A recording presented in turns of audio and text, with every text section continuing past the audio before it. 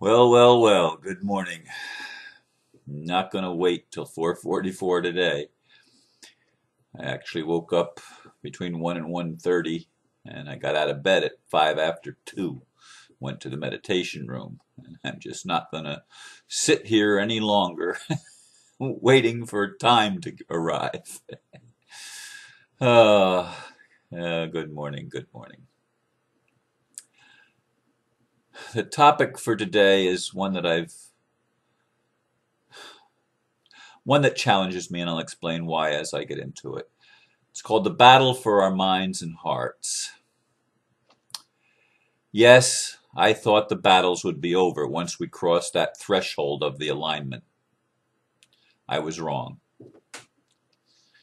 Even though I have moments when I can sense the energetic shift, I can also sense something that seems much more sinister.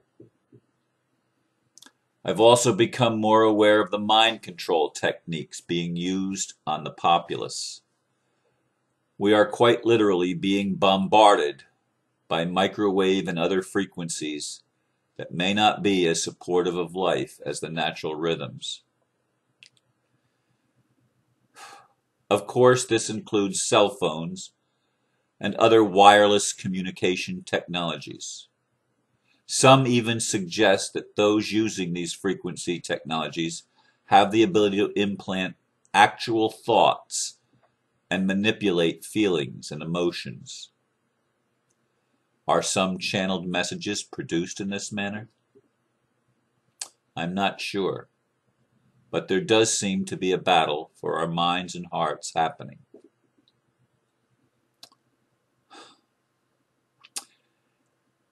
I have had a long-held belief that I don't need protection. I mean, that love was my only needed protection, just to be in love and have an attitude of service to all creation and an attitude of gratitude for all that I have. And I've always felt, or long felt, that that was sufficient. Nevertheless, I have found myself in recent weeks leading up to the equinox, actually following the service of the papers from PNC Bank that precipitated my legal actions that I'm involved in again, escalating again. But I began to sense the need to ask for protection, which to me has long been something I didn't want to do, because to ask for protection means I'm feeling vulnerable. And I'm feeling vulnerable because I sense a power that is greater than me coming at me from outside. Now, there's probably no such thing as something coming at me totally from outside. It's really in my mind. I know that. But it manifests out there, and it seems like it's from out there. And it's frightening at times.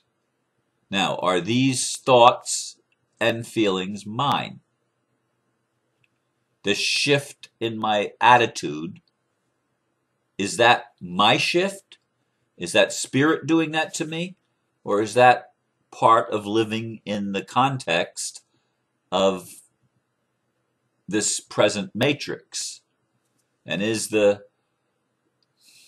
matrix actually exerting influence from the controllers in what I think and how I perceive things and how I'm feeling? These are questions that came up as a result of listening to a lady doctor who was interviewed. Somebody posted her on my Facebook page. Let me just see, going down here, if I can see her. Minister Dr. Rauni Lena Luokkanen Kid, Kide. She's from Finland, as I recall. And she was talking about mind control. And then I watched a video or listened well, watched some of it and listened to some of it and fell asleep before I went to bed last night on Resonance, Beings of Frequency, a documentary film in which it talked about the microwave bombardment that's affecting insects and birds and other life on Earth, because it's changing the frequency in which we are accustomed. And so these are some of the things that triggered the topic for today. But it is something that I have thought about at other times than yesterday, especially the idea of the channeled messages, because I've listened to Blossom Goodchild and I've read her messages off and on for several years now, I guess, at least since 2007, I think, maybe, or 2008. I can't remember exactly which, when whatever the October 14th date was given. And I followed that very closely because I was hoping for a huge space mothership to show up in the skies of the southern U.S. I live in the southern U.S. and it was important that that happened. I mean, I felt it was. But then after it didn't happen, I mean, she went really through some soul searching where she questioned those energies or voices that were communicating with her, and she was channeling this energy. She questioned them. And John Smallman this year questioned some of the things actually at the end of last year and the beginning of this year, was questioning his source material. You know, you've told me this. Now I believe Blossom, I believe John Smallman, I believe the other channelers that they are really getting these messages, and it really does seem like it's coming from a higher dimension. And yet some of the things that they're told don't happen, at least not in the time frame that we are led to believe they're supposed to happen. That by such and such a date you will see, and we haven't seen. And as I sat here this morning, even after I wrote that thing about 3 o'clock, so I wrote it approximately a half an hour before I began the video. And I sat here at the computer just sort of staring at the screen and just wondering, you know, do I even want to talk about this? Because I believe something is happening. I mean, I'm sensing, even in my own being, I'm sensing sometimes that my thoughts aren't mine. Is that possible? I used to not believe that it was even possible, that I could think thoughts that weren't mine. If I'm thinking them, they're obviously mine. And I've probably said that at different times on the videos. But I'm sensing something in myself that does not seem congruent.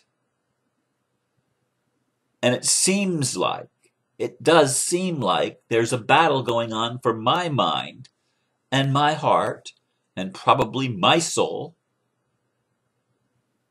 And it's intensified even more so than what it was in 2012. And it happened right around that week when the equinox occurred. Or not the equinox, the solstice. It happened right then. It happened that week. Of course, that's when the papers were served. That's when all of this legal thing started up again that I thought was resolved. So I'm dealing with these energies, and it's perplexing to me. I'm questioning things that I took for granted before. Even like yesterday's video when I talked about obligations. I mean, that's something that went way deeper yesterday than I thought it was going to go. As I meditated on it, as I pondered, as I brought things up and ruminated, if you will.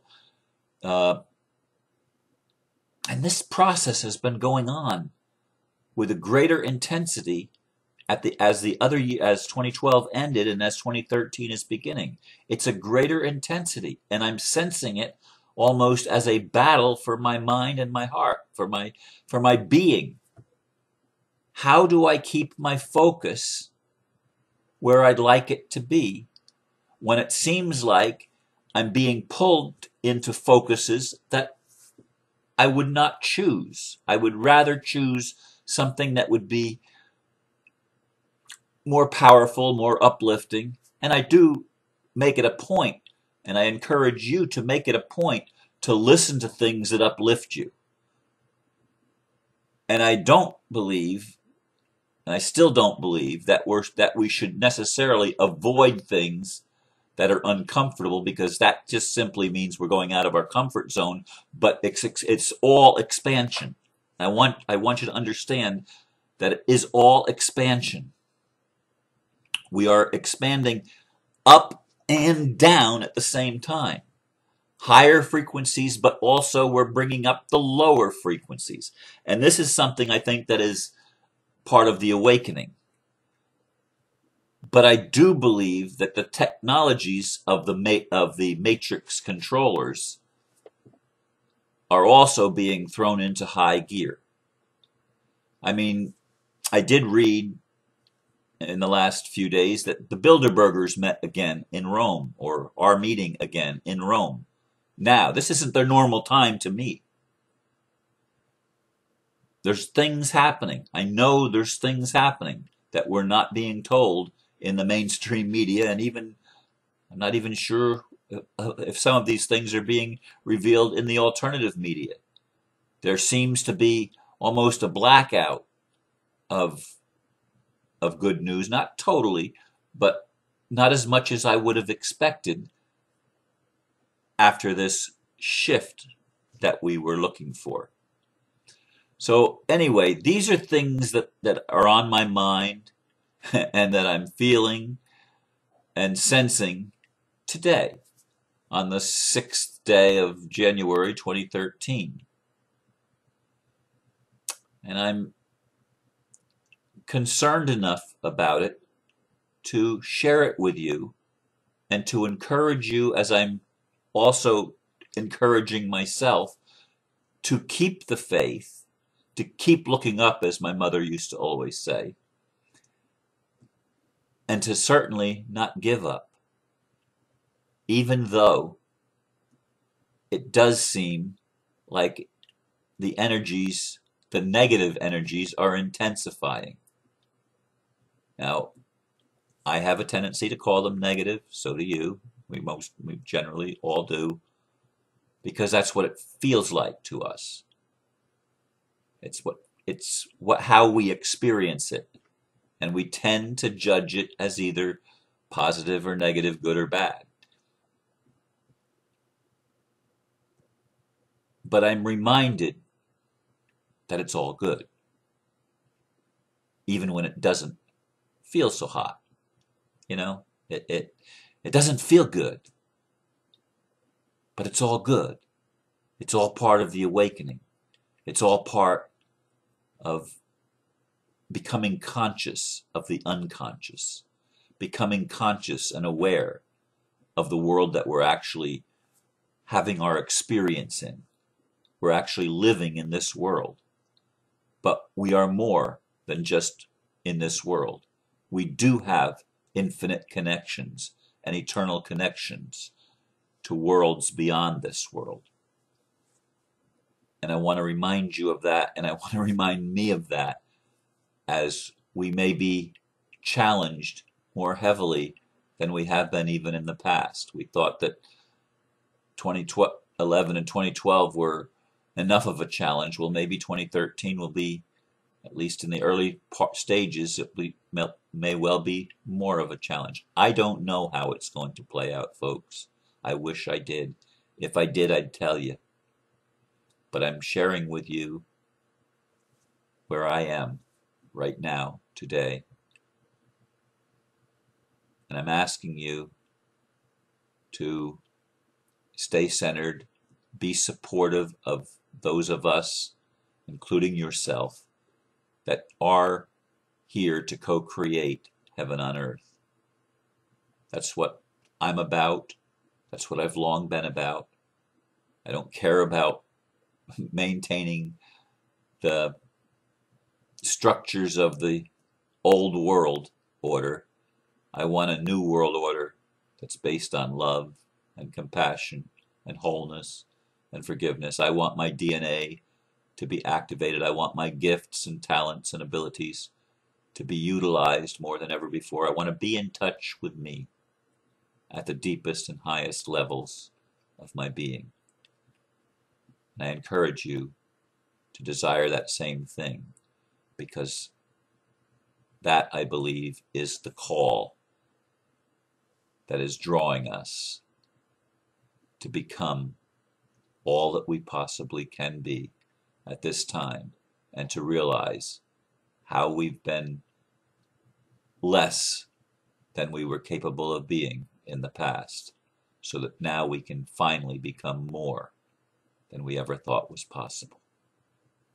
Keep the faith. Bless you. Namaste.